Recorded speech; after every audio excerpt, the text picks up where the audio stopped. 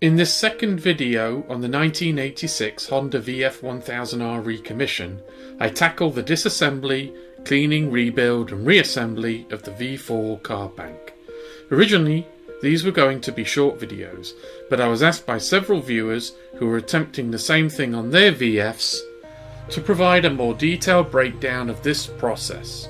And quite frankly, it's such a challenging job on this particular carb configuration, you just can't do that in a 20 or 30 minute video. If this level of detail is not for you, feel free to skip through the video to see the final results. Starting with disassembly, each set of front and rear carbs are physically held together with this retaining screw, which needs to be removed.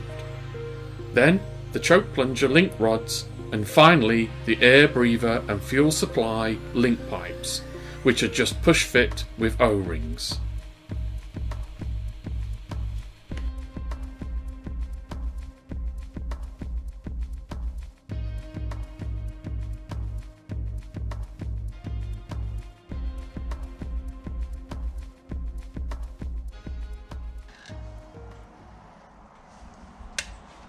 Okay, so I've got the two linkages taken apart, so all I need to do this now is I think I can take this bank off here. Oh, it's just linked by the adjuster, idle adjuster screw, so I just got to take that out and then I can split these two carbs off.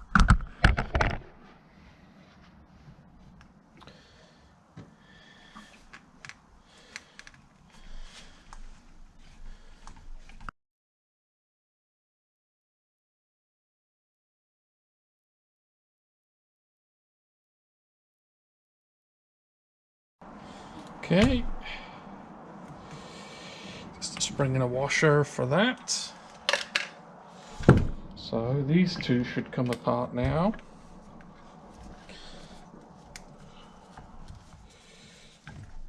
Okay, just got to remove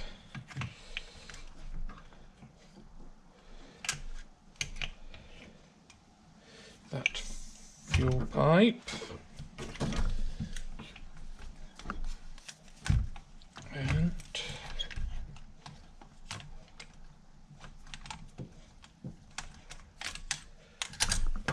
okay, so we've now got all the air lines off and one fuel pipe, and you can see here the plastic link pipes with the O-rings. These O-rings are shot, so always replace these if you're going to strip the carbs back. With the carb bank pulled apart, I can now disassemble the individual carbs, first removing the choke plunger, then the carb top hat, diaphragm spring and diaphragm.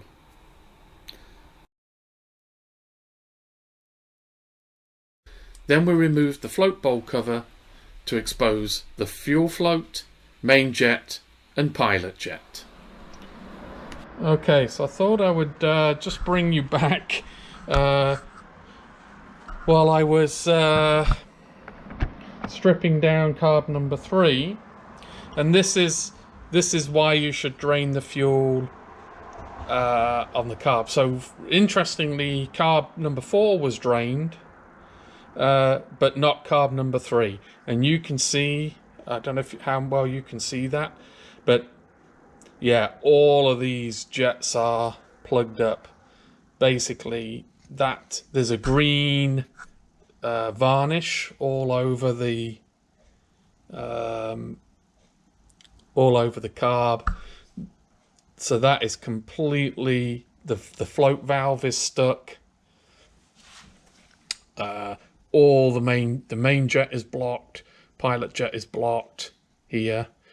That's the choke jet. So yeah, that's what happens. So again, it's the reason why, you know, we just as default take the carbs apart on a bike that's been in storage this long. at least since 2012 anyway. Okay, so, you know, yeah. But we'll get that cleaned off. That'll go in the ultrasonic cleaner. That's I don't know why it's green, whether somebody's had a... Usually it goes more like a brown varnish, like you can see on the outside here, like that. But yeah, it's I don't know if that's maybe what ethanol fuel does when it solidifies. Anyway, that's why we got them stripped apart. We'll get these cleaned out and they'll look like new when we're done.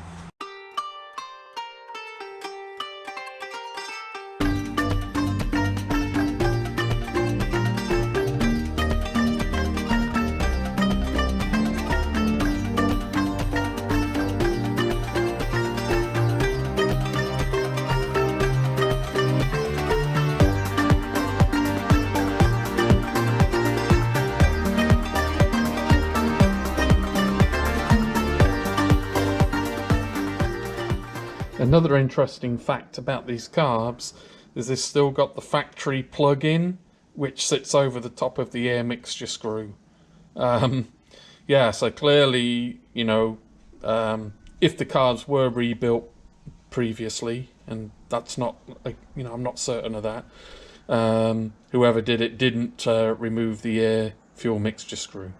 But we will need to do that, because for sure, that's, especially on this carb, that's likely to be stuck and blocked.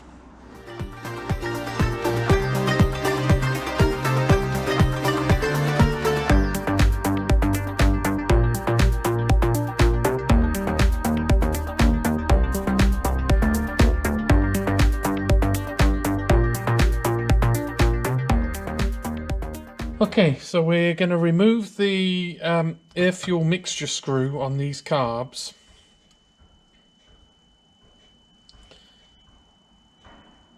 And just checking, make sure I get the right blanking plug. This plug here. So what we're going to do, we're going to center punch the plug. Like so.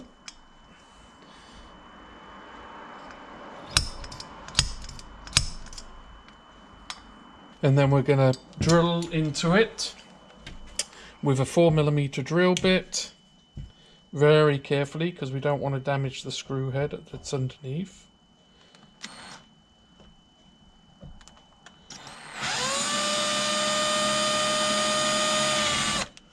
Okay. So you can just start to see feel it as it goes through. So you can see here, hopefully, yeah, where I've drilled through the cap. Then what we're going to do is take a self-tapping screw like this. We're just going to screw it in and then pull that cap out.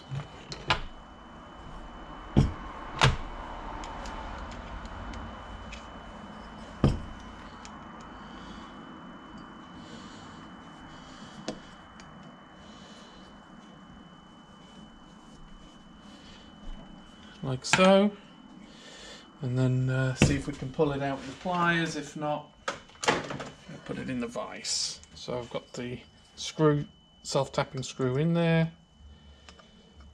and basically we're just gonna pull that cap out. Just use the vise to do it. There you can see the cap on the end of the screw. And then here you can see the air mixture screw, just there. So now we can remove that. And that will just mean that now when we ultrasonic, oh, it's actually, before I remove it, just going to count how many turns that is out. So we're going to turn it all the way in and count the turns.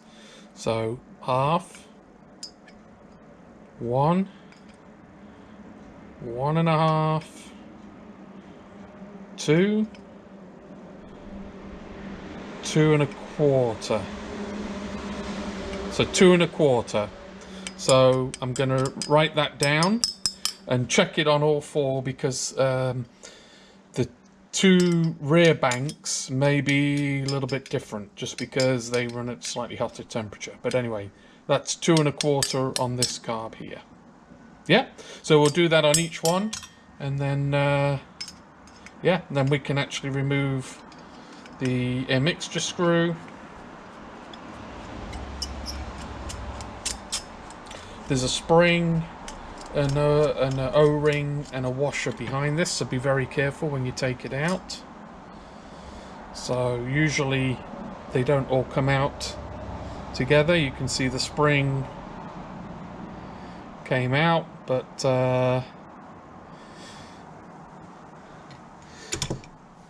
the O-ring and washer didn't. And you have to be careful, because if the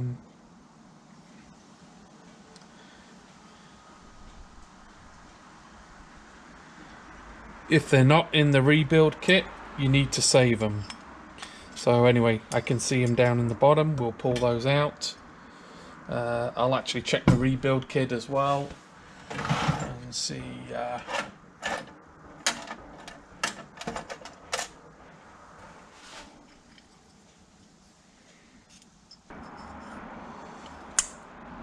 So there's the washer, just there. And for sure there'll be an O-ring in the repair kit, but there's not always the washer, so definitely keep hold of that. And then let's see if we can get the O-ring out. Anyway, I'll get that out, and then yeah, that's it then. This carb is fully stripped and ready to go in the ultrasonic cleaner. Okay, so I'm now going to go through and replace all the O-rings on the fuel joining pipes and replace the actual fuel hose, which has just gone completely brittle. I'm using genuine Honda gasket kits for the carbs. They are fairly expensive, but again, I try to get the originals if I can. And in these kits are the O-rings for the fuel pipes. So yeah, I'll just open up the kits and crack on. Okay, so I'm just going to cut the old hose off.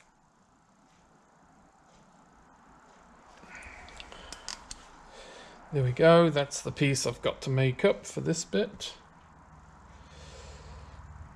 So we'll do that now.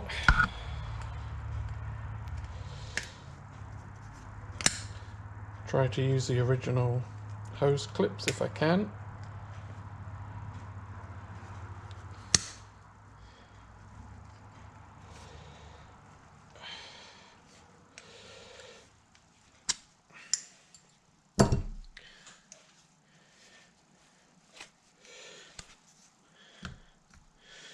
Okay, let's see if we've got some hose that'll fit. Let's cut the O-rings off, and then I'll give the pipes just a good clean and a check for any kind of cracks.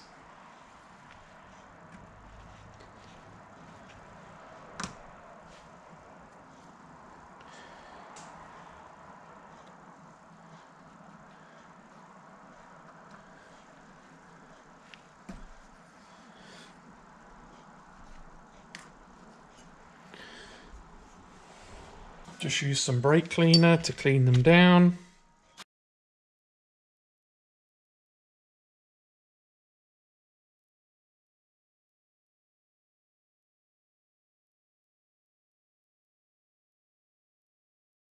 On with the new O-rings.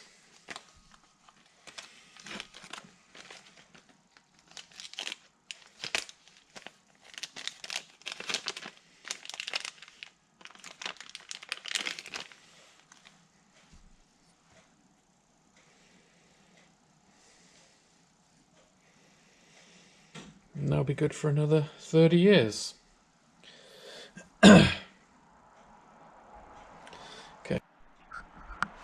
Okay, so yeah, we've got the fuel pipe and the fuel connector, plastic fuel connector pipes between the carbs, new O-rings, new fuel pipe for those, and then for the breather pipes, which also go between the carbs, didn't need to replace the hoses because these are just air vent pipes. Yeah, but I did put new O-rings on the actual joint pipes themselves that go between the two carbs. Okay, so that's all the pipes done.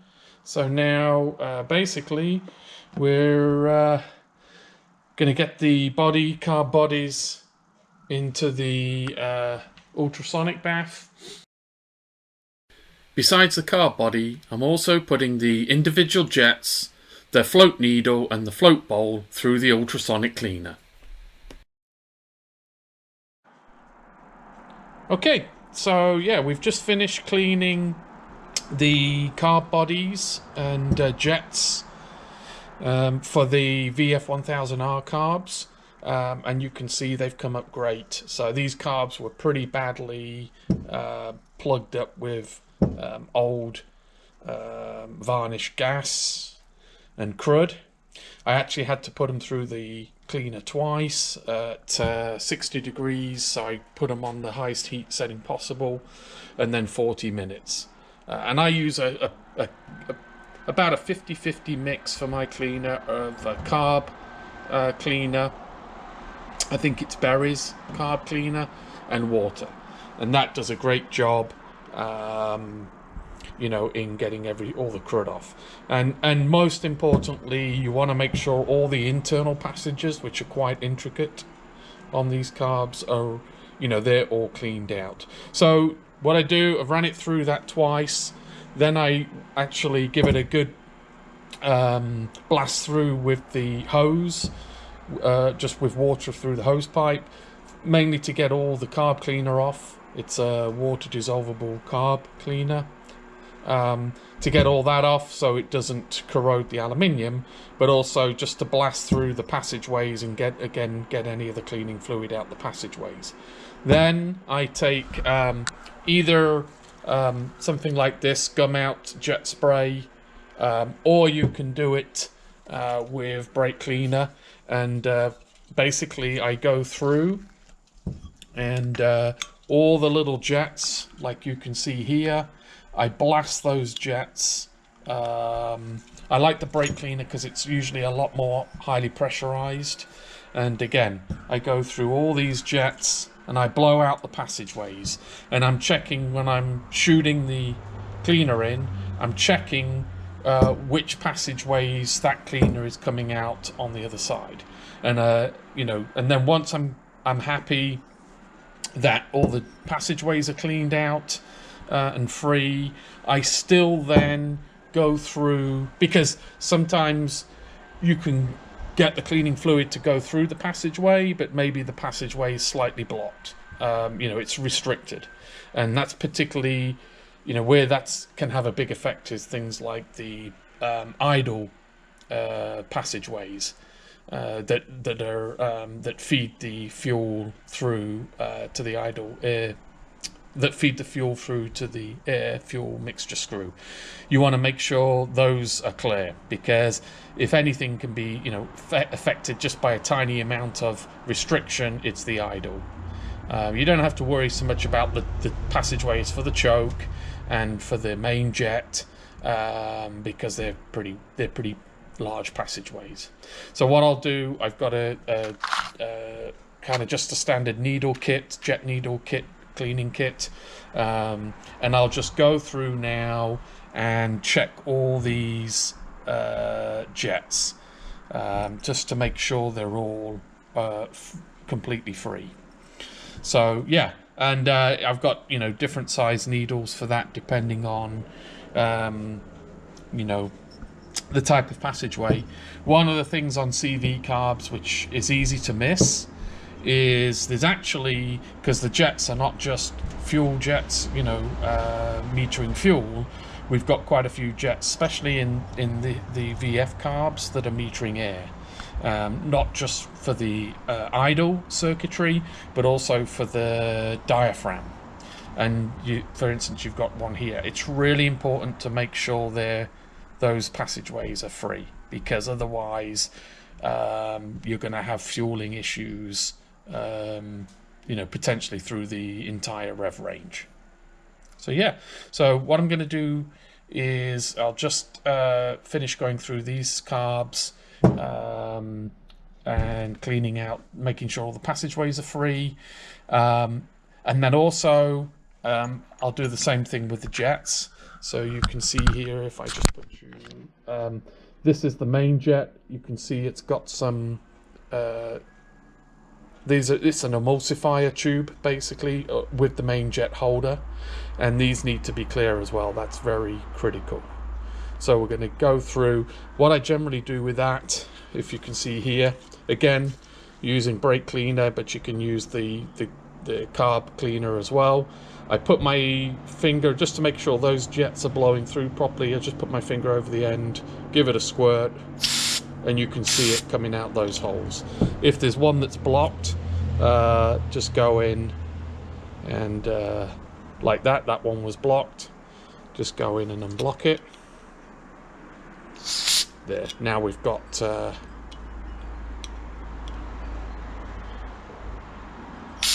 we've got all the holes unblocked.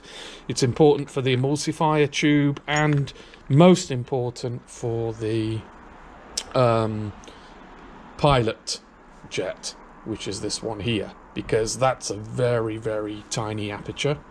So again, I'm just going to blow some cleaner through it, and I'm looking for that coming out of the jet holes on the other side, so I can see that. And then the most important one is that it's actually coming through the other end of the jet, because and I can do that by just doing that, and then there you can see it shooting out this end. And then as another check, I'll still run the cleaning needle through like so, just because again it's very easy to sometimes you can see the cleaning fluid coming through, but it'll be very restricted. You can kind of tell once you've got a bit of experience cleaning carbs, you can tell by the amount of fluid that's coming through. But I also run the needle through anyway, and then I just hold this up against a light source. So for instance, like this torch, and what I do is I just look down. You probably can't pick it up on camera, but I look down through the jet and make sure I've got a nice clean opening. And again, this will help you determine if it's the full opening or you've got still got some restriction in, and that's nice clean and open. So I'm going to do that for the rest of the carb bodies and jets. I've already cleaned one set, they're done, ready to assemble. I'll finish these and then I'll bring you back once I start assembling carb number one. Okay, so we have all the components laid out, everything I need to rebuild the carb. So I think the first thing I'll do is start with the float bowl. I put the float bolt cover through the washer, but I do need to just remove the drain screw like so, and I'm going to put a new O-ring on that. That came with the kit, so we just take that out. It's nice and clean inside. Just give it a quick blast through with some carb cleaner.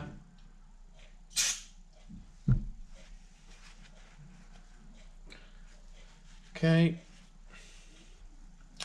here we have the drain screw, so you can see the washer does need replacing. So I'll just cut that off.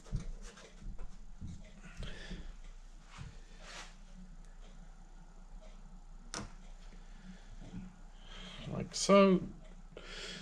On with the new washer. O-ring. On with the new O-ring.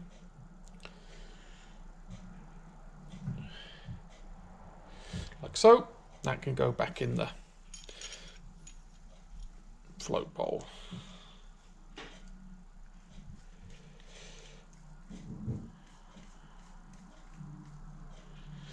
Okay, so what we're going to do now is assemble all the components in the float bowl itself. This is all the main jets. So I think we'll start with the fuel inlet seat, the valve seat here. Again, that's been through the washer. I'm going to give it one more blast out. Like so, just to be sure. Just get in there and make sure there's nothing, because if you've got any kind of contamination or old fuel varnish in there, the needle's not going to seat. And you can see here, this is the needle which sits in there. So yeah, let's get that in. There's a washer, aluminium washer to seal it. And there's also in the kit, rebuild kit, you get a brand new filter. So these have a little fuel filter that goes on the end like so. Like so. So now I can assemble that into the carb body. Just screws in, and we can do that up.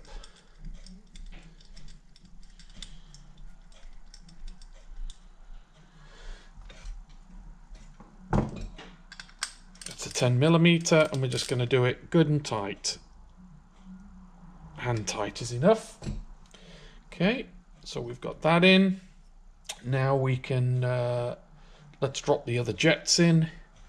So we've got the main jet, let's say the emulsifier tube, that goes in.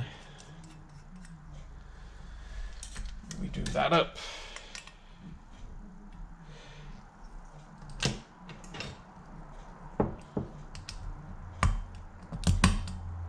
Just very gently nip it up because it's brass in aluminium. You don't want to.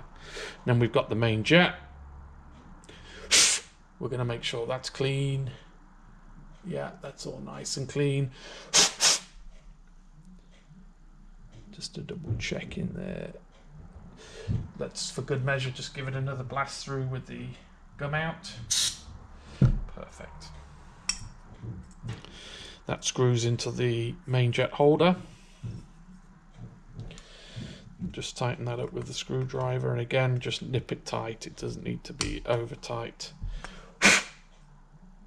Okay, then we've got the pilot jet, which controls the idle circuit, and I've gone through, really made sure that's cleaned out and run the jet cleaning needles through. Like I said, it doesn't take much of a restriction in that to really put your idle out, and can be a nightmare trying to get the carbs balanced and idle correctly. Again, just tight like so. So main jet, idle jet. So I think now we'll put the float in with the float needle. Now, before you put these in, the needle in, here you can see the needle. Just double check, there's a little plunger in the top. That should spring in and out very loosely, very easily. And that's vital for this to work correctly and have the right float height for the floats in the carb. So yeah, that goes on like so. We drop that into the seat, and all of the needles, there's a pin then to retain the float. All of the needles were, that little plunger was stuck fast. So I had to put them through, once I put them through the, so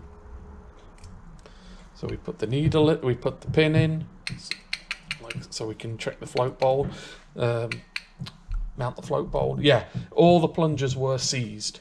just from old fuel that had just evaporated inside there and gummed it up. So I put the needles through the ultrasonic, and that freed them up a little bit. And then what I did is I basically just blasted brake cleaner in around the plunger, and that did the trick to completely free it up. So what we're going to do now is we've got all the full assembly in there. Looks good. So what I'm going to do now is set the float heights. They should be, just double checking here, but 7mm, 7.5 millimeters, according to the manual. So I'm going to take, you can do this a couple of ways. I do have a gauge, which is pretty handy to use, but I prefer the accuracy of a caliper. So we're going to set that at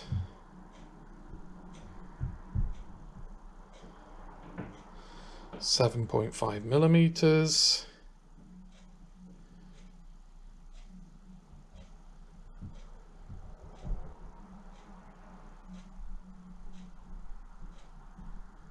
It's close enough.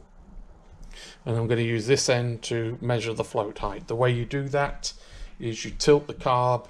So there you can see the float is hanging, and I tilt the carb back about 45 degrees until it's just resting on that plunger, and then you measure the height of the float here.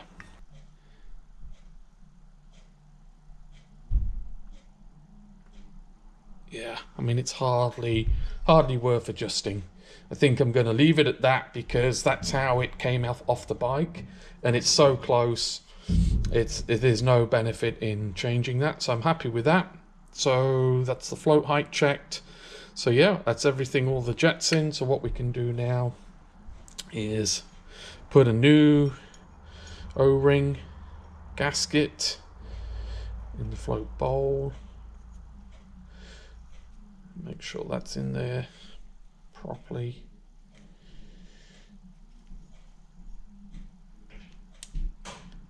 Again, these should be good fits because they're the original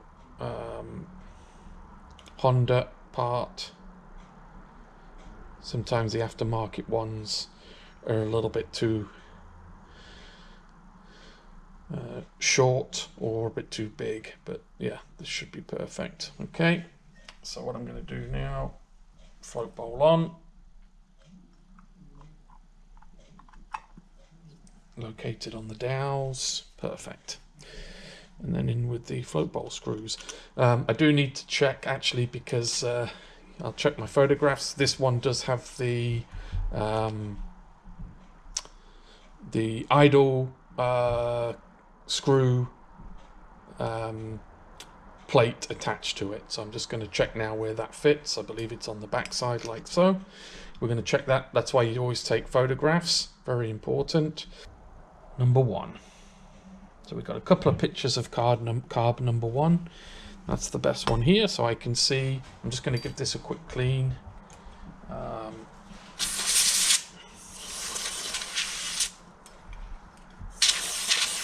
I didn't put this through the cleaner.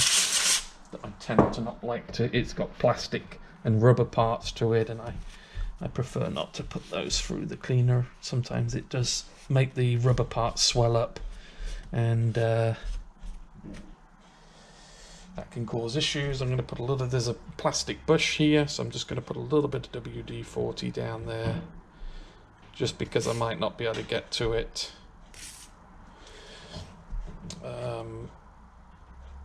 Once it's mounted in the carb bank.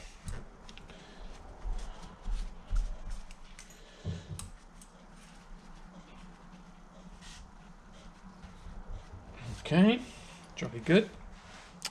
So if I look at the photos, got the carb that way round, so this mounts like so. Yeah, on this side. Okay, and there's really only one way for it to go anyway, because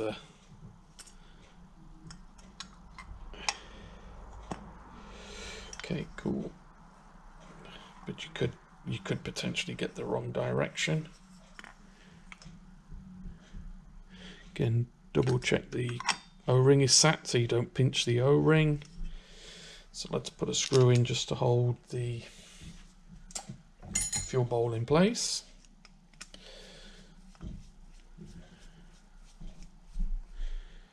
In fact, that's a good thing to check as well. If you notice here, maybe difficult to see on camera, makes sense. There's two longer screws, two shorter screws. The longer screws have to also hold on the idle screw, so make sure you get those the right way around. They also coloured them differently, probably just to make it, one is gold zinc, the other is just natural zinc. Just make sure you really don't mess it up.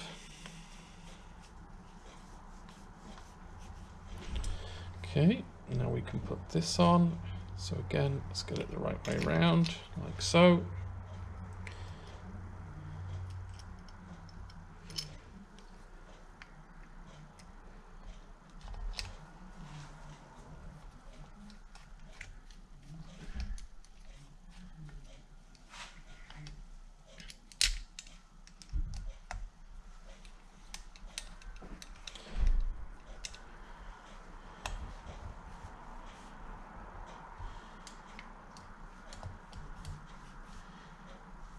I'm using a JIS screwdriver, which is the Japanese standard, because all these screws are on bikes of this era are JIS, and it's a specific type of head. So better to do that, because if you just use a fillet or standard cross head, that's when you start chunking out the screws. Okay, so yeah, we've got the adjuster on. Right, we've got the float bowl all closed up, so I think what we'll do now, we'll put the choke circuitry in. So that is here. I've cleaned all that plunger. That's the choke plunger and seat. And then that's the seal, so that just goes in like so. There's quite an intricate mechanism on the VF for this. So yeah, so we've got a plastic sleeve which goes in like so. Okay, so we've got the choke assembly now to do. This is very tricky, so we're going to get that started. The choke assembly goes in like so, and then there's a actuator arm which effectively goes like so.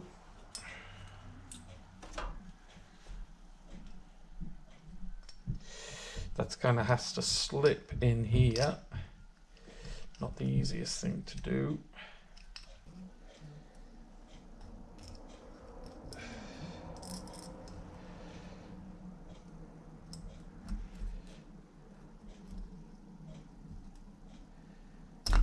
Yeah, that one. And then this one should come around. There we go. Perfect. Yeah, so spring is properly hooked in now, because there's a hook that goes over one side of this arm, and then on the body, a hook that goes on the body. Yeah, so we push it like so. If we push this now, you should see the choke operate. Perfect. Nice and easy. I'm just going to shoot a bit of WD down that plastic tube there, and a little bit around the spring and the pivot, because again it might be a little bit difficult to get to. So I'm just going to operate that a few times.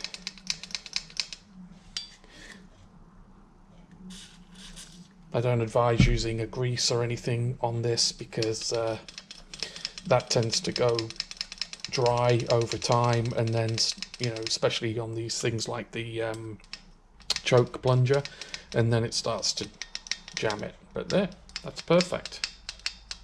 Choke is on. We now just hold. We've got a nut and spring washer locking washer just to go on the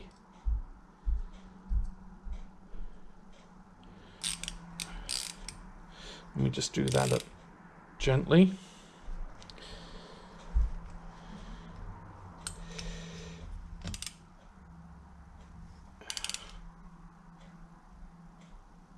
There we go. Again, check everything is working fine. Yeah. Looks nice. Okay, what we're going to do now, I think we'll do the air fuel mixture screw. We've got the needle. We put the spring on, like so. We put a washer on, like so. Then we put the new O-ring from the rebuild kit. Genuine Honda rebuild kit, like so. And then that goes in here, and yeah, so we drilled out the cap to this, so this had never been touched since the carbs were manufactured and put on the bike. And then we're just going to go in, and it was 2 turns.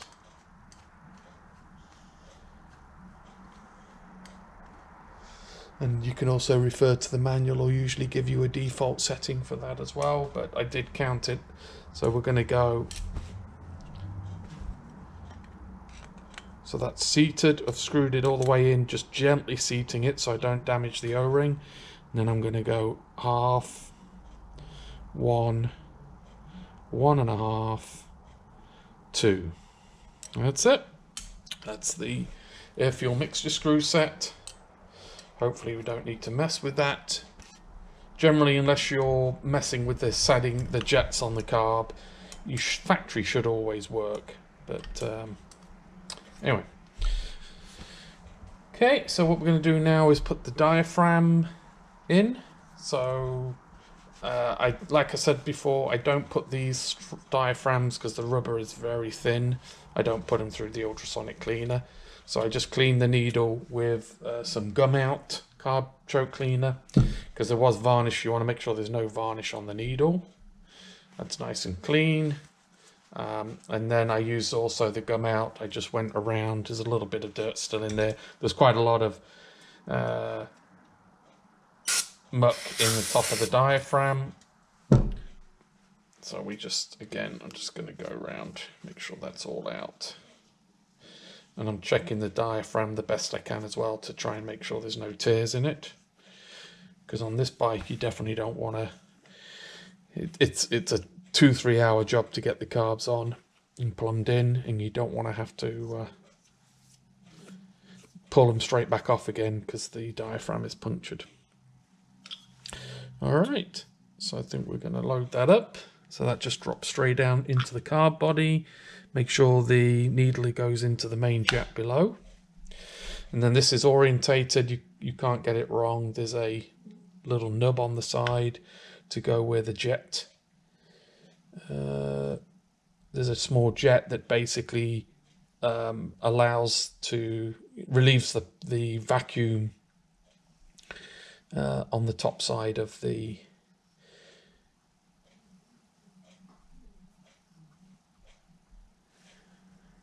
diaphragm. So these are CV carbs, so the way they work basically is there's not a cable operating the main jet needle like on a flat slide carb. It's operating a butterfly here, which controls the amount of air flowing through the carb, and then depending on the velocity, the air flowing through the carb creates a vacuum in the top of the diaphragm, and so the more air flowing, the higher the vacuum above the diaphragm, and that draws, because there's a vacuum here, it sucks the needle up. And that's CV carb, constant velocity carb. And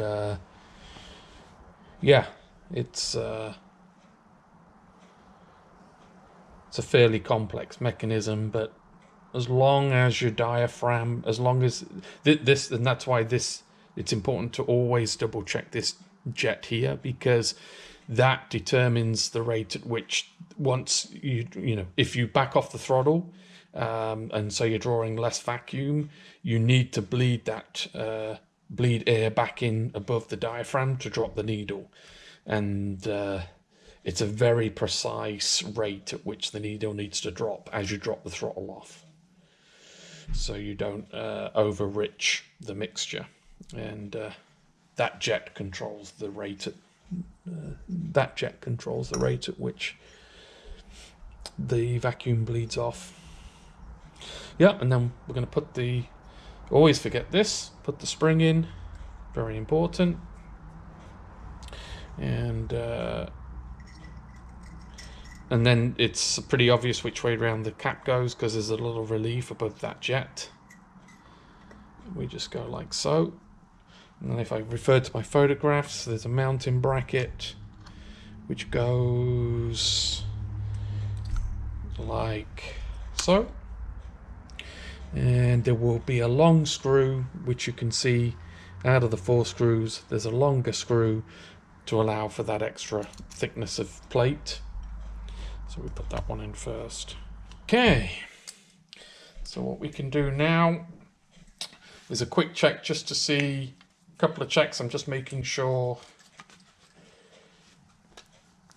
the butterfly valve is nice and free, which it is. And then also I can do a basic check to see if there's a vacuum being held above the diaphragm. If I push the slide up, I should see it should come back kind of at a slower, instead of, it's because it's got a pretty big spring, it should be a kind of slow drop back. And it kind of makes a certain sound as well. If it wasn't drawing so when I push it up, I push all the air out above the diaphragm, and then as I let it go, it's drawing air in through those little jets, and that is restricted, and it slows how fast the slide comes down. If the diaphragm was split, that would actually slap down very rapidly. So you can see there, it's a nice, and it has a kind of nice swooshing sound. And generally, it's not a guarantee, but that gives me pretty high confidence that everything's going to be working correctly. Okay, so there we have it. Everything back together. It looks really nice. Came out great considering how bad they were. So, yeah, that's carb number 1 done. So I won't bore you with the other 3. It's basically the same, pretty much the same principle. There's some slightly different configurations in the carb bodies, as you can see, but all the basics are the same. The jets, the diaphragm. Again, you just got to follow photographs for that specific carb body if it's got some unique brackets and things like that. So yeah, that's it.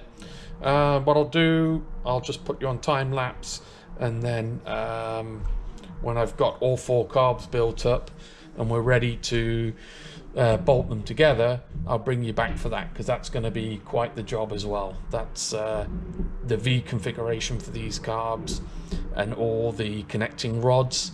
It's quite the trick to get them all back together and back on the bike.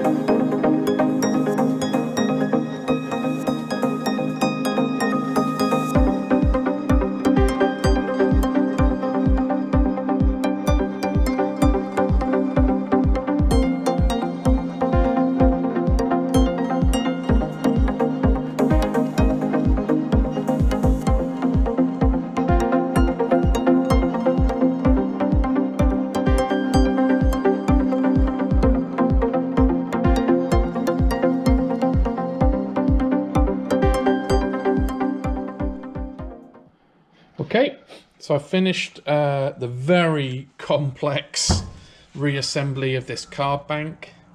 Man, it's a nightmare, to be quite honest, and definitely only, I would say, attempt it if you've got a lot of patience. Yeah, and you've taken just tons of photographs, because you can see the complexity. These pipes have to go in a certain order, and the link pipes and the two banks are not the left bank is screwed together, the right bank is screwed together, but they're not, the two banks themselves aren't held together in any way other than the link rods for the choke assemblies, and that's not sufficient to keep everything in place. So biggest tip I can give anybody if they're working on a set of VF1000R carbs is, once you do manage to get everything together, and you got to see here, there's so many different springs, please take photographs of every single spring, where it goes. Yeah, because it's complex. And then basically, once you've managed to get the two bodies together, and you've got to come up with some, you've got to have some techniques for that before you install on the bike, or even move the assembly in any way.